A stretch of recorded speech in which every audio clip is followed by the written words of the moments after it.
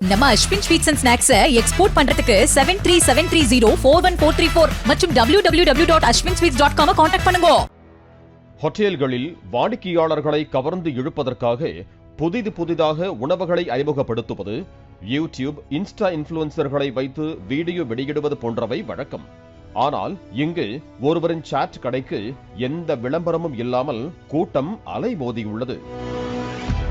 உத்தரப்பிரதேச மாநிலம் மோகன்லால்கஞ்ச் பகுதியில் பிரமோத் என்பவர் தெருவோர உணவகம் ஒன்றை நடத்தி வருகிறார்.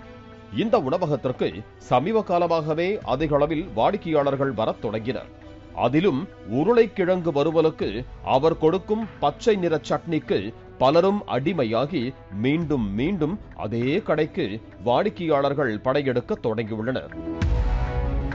இதனால் பலருக்கும் அந்த சட்னியில் அவர் என்னதான் கலக்கிறார் என சந்தேகம் எழுந்துள்ளது. அது மட்டும் இல்லாமல் அந்த கடைக்கு சாப்பிட வராமல் சிலர் மட்டும் அடிக்கடி வந்து செல்வதும் அந்த பகுதியில் இருப்பவர்களுக்கு சந்தேகத்தை ஏற்படுத்தியது.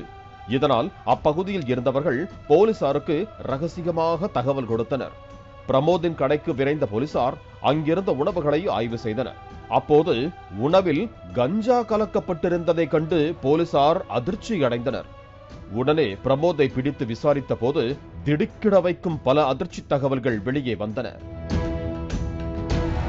பிரமோத் கஞ்சாவை வாங்கி அதனை அரைத்து சட்னி செய்து வந்ததை ஒப்புக்கொண்டார். ஆரம்பத்தில் சில ரெகுலர் கஸ்டமர்களுக்கு மட்டும் இந்த கஞ்சா சட்னியை கொடுத்து வந்ததாகவும் பின்னர் அதற்காகவே ஏராளமான கஸ்டமர்கள் குவிந்ததாகவும் தெரிவித்துள்ளார். வியாபாரம் பெருகியதால் பிரமோத் உருளைக்கிழங்கு கிரேவியிலும் கஞ்சாவை கலக்க தொடங்கியுள்ளார். அது மட்டுமல்லாமல் கஞ்சாவை சிறு சிறு பொட்டலங்களாக்கி 500, 1000 என கடையிலேயே விற்று வந்ததும் தெரிய வந்துள்ளது. இதனைத் தொடர்ந்து பிரமோதை போலீசார் கைது செய்து அவரிடம் இருந்த கஞ்சா பொட்டலங்களை பறிமுதல் செய்தனர்.